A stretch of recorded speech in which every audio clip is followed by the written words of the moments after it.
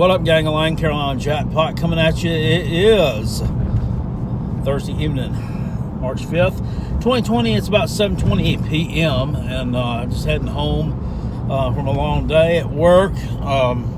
Figured I'd jump on here and throw on a little video piece. It's been, a week or so since we've talked much college football on here. If you don't know already, well, you should know. And if you don't know, I'm going to tell you. If you don't know what you should know, doing a podcast, live recording on here, live every Wednesday night and Sunday night. It's a three-headed monster of us, the Rob, Comrade, and Kale Show. Rob Sanders, of course, our gracious host, is a Clemson fan. He marks out for the Tater Shits whenever he gets a chance. He also actually is a producer of a sports show in Columbia, the Fox radio station down there. You should check it out if you live in the Columbia area. My other co-host, Michael Dobreski, is actually an educator in the South Carolina public school system. He works at one of the high schools in the Columbia area. He's a Gamecock alumnus. He's a baseball enthusiast and an expert on many topics, and a lot of fun to listen to. And then, of course, you have myself, Carolina Jackpot, who adds a comedic twist with a touch of reality. So make sure you check that out and come on there and join us live. And we had invited people to come join the podcast and be like a guest on it. Rob has a streaming service that he uses to do it with, which last night wasn't working out too good because we couldn't hear me, and at some points we couldn't hear the Comrade. And then sometimes neither one of us could hear Rob. So we finally got the technical glitches worked out. But you can actually have up to 6 people at one time chatting on this. So it's really cool.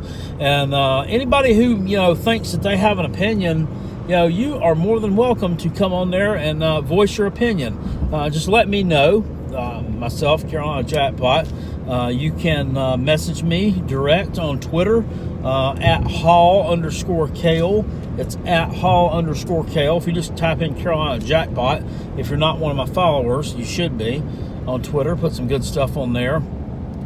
But you can message me on Twitter and let me know that you would like to speak on the show on Sunday night. We'll gladly put you on there. I'll let Rob know, and we can send you a link. You can get on there and run your mouth. I had someone, no doubt a Tater fan, named Esso Mafia. I know that's a Tater fan because of the Esso part. The Esso Club. Esso Mafia dropped a comment on last night's video stating, "Content aside, this is pure garbage." Okay, well, hey guy, if you can do any better, please come on with us and show us your prowess, show us your non-garbage opinion and how great and insightful you are.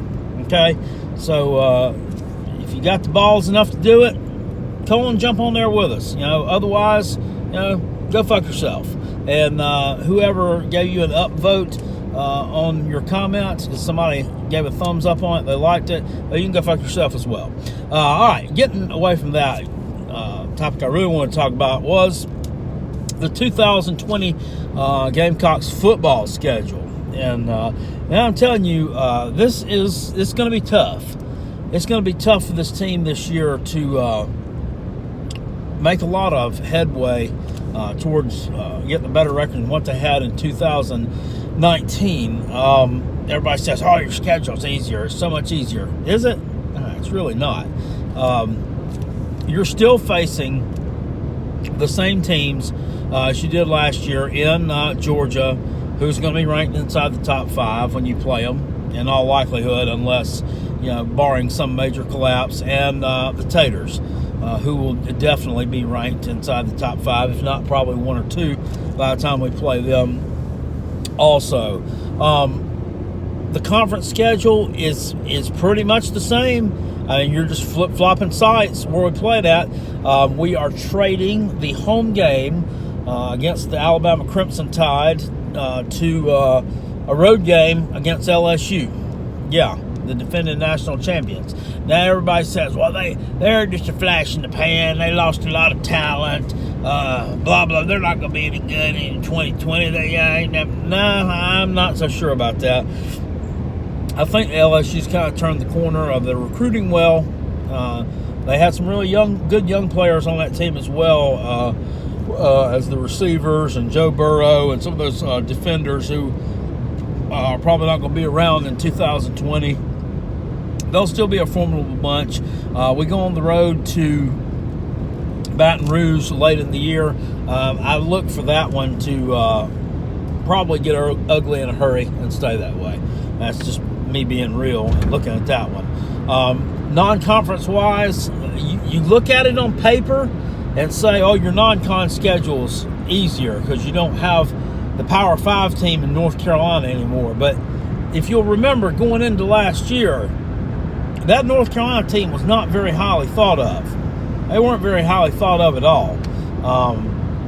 We traded them. This year we have East Carolina at home, who is coming off of a year where they did some decent things under first-year head coach Mike Houston, former head coach at the Citadel, guy who's won a couple of FCS national championships at James Madison, and kind of a guy that I wanted the Gamecocks to go after. Of course, we really didn't get that chance because Boomy didn't start shitting the bed until Mike Houston's already taken another FBS job at East Carolina.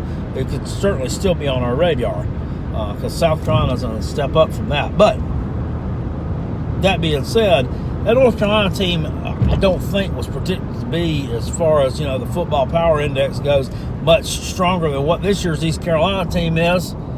So, there you go. But, it did turn out that North Carolina was a really nice surprise. They were a really good team last year. Not really good. They were better than average, slightly, I would say. Their freshman quarterback, Sam Howell, did some really good things, like, 38 touchdowns, like 6 interceptions. I don't think that's going to be an easy game. It's one the Gamecocks should win in week 2. Week 1, we take on Coastal Carolina. That should be a win, too. The other non-con game is against Wofford, a team that's given the Gamecocks problems sometimes, but we've still found a way to win the game. It wasn't, in the end, they're not relatively close, but still giving us a little fit for a little while with their option offense. Probably the same thing this year. But the Gamecocks should go 3-1 in the non-con. The Clemson game, I really just don't see any chance of winning there. You came out and looked abysmal and flat against them at home this year. This coming year, you got them on the road. That's going to be Trevor Lawrence's last regular season home game, in all likelihood, unless Dabo brainwashes the guy into coming back for a 4th year. Pretty sure he'll be gone. I don't look to win that one. Conference-wise, it is what it is every year. We've got some games there that I don't expect us to win. I don't expect to win the matchup with LSU. I don't expect to win the matchup with Georgia at home. I just think that South Carolina, they kind of drew a bullseye on themselves last year by winning that game in Athens. I don't think that they're going to make that same mistakes that they made last year. They'll have a new guy under center and some new people there. Georgia's recruited really well. They'll be in the nation's elite this year. I don't see us winning that game. But the rest of the conference games, you've got some winnable games there. You really do. Despite the fact that we've lost a lot of offensive talent, there's still winnable games there. The Texas A&M game, that's a game you need to win for once in your dang life. They need to beat Texas A&M. They need to stop the streak against this team because, quite frankly, ain't no damn reason for it. All these years you've been losing to them, they haven't been any good. They haven't been good. They're a 7-8 win team. That's what they are. 7-8 win team. Last year, if you look at the final score of that Texas A&M game, it was a hell of a lot closer, or a hell of a lot worse than the game indicated. If you watch the game, South Carolina was within a touchdown of them with 10 minutes left to go. And it could have been swung the other way. But, you give up a bad turnover, your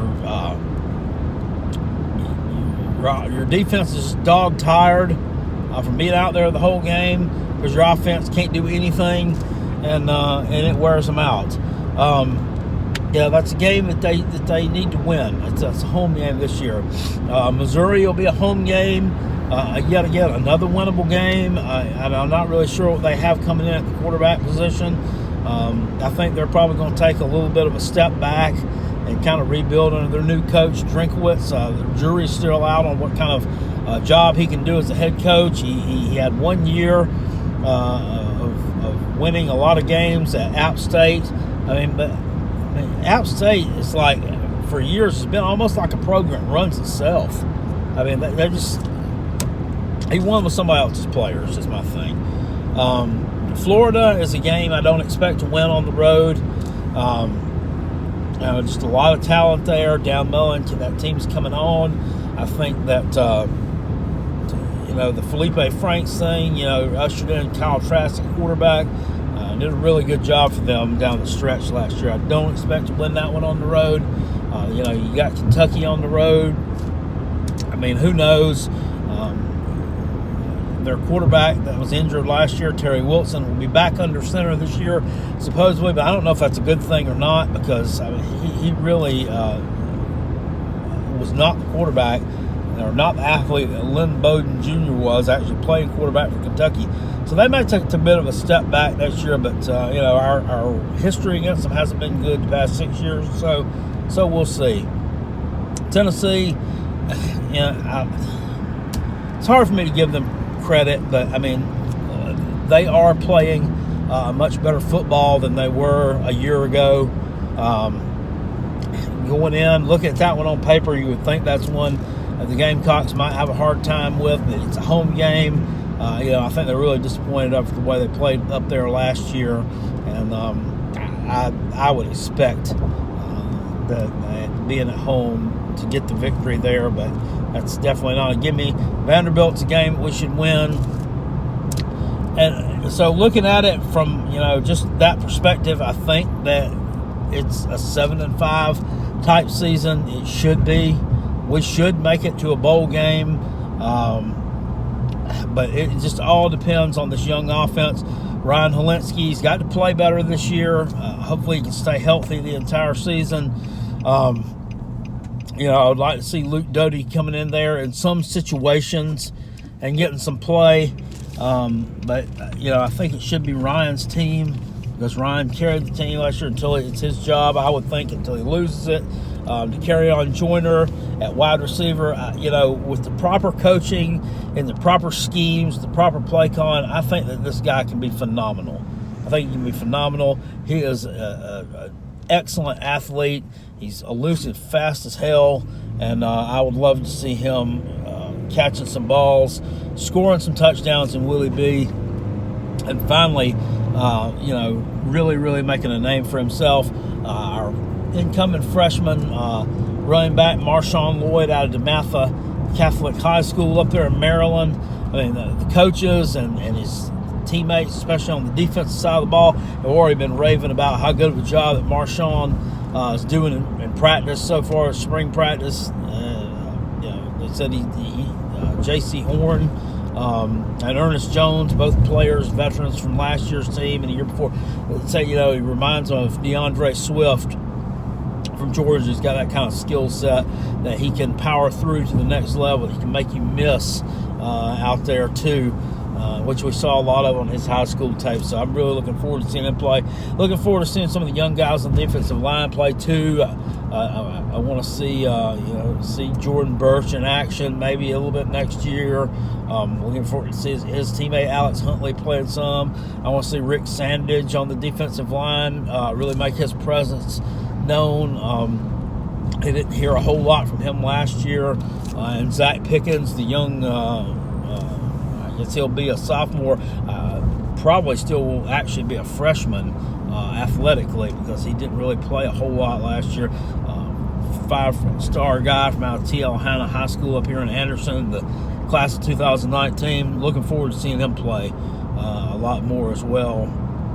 on that defensive line, and some development too from our linebackers, which was kind of a sore spot last year. So I'm still looking forward to the 2020 season. Coach Muschamp, it is what he is. As you know, I don't put a whole lot of stock or confidence in him as a head coach, but finally, I think that he's finally got an offensive coordinator in there who has offensive coordinator experience, and a decent amount of it, and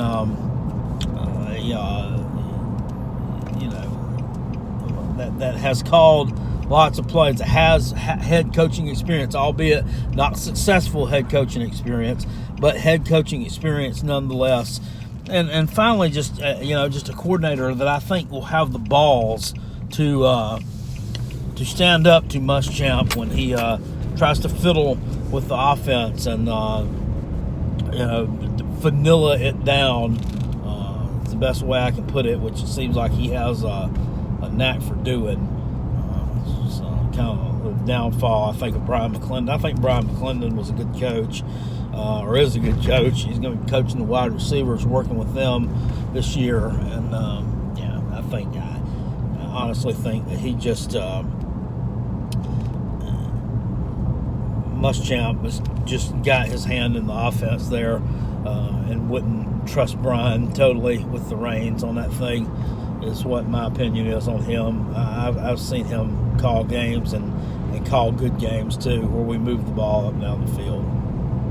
But at any rate, guys, that's just a little overview of the 2020 schedule and what I think about it. It's another tough one. It's another tough one. It might not be in the top 2 or 3 in the country like it was last year, but I think it's definitely got to be top 10, if not top 15. I haven't really seen the numbers on it, but it's a tough slate. And it would be very challenging for the majority of teams in college football to come away and make a bowl game through that. So I'll be seeing more of y'all. Make sure, like I said, check out the link below, the Rob, Comrade, and Kale Show. Look forward to seeing you there. I'll see you guys later on. Appreciate ya. Peace, and I'm out. Go Gamecocks, and Spurs up till my nose up, baby. Woo!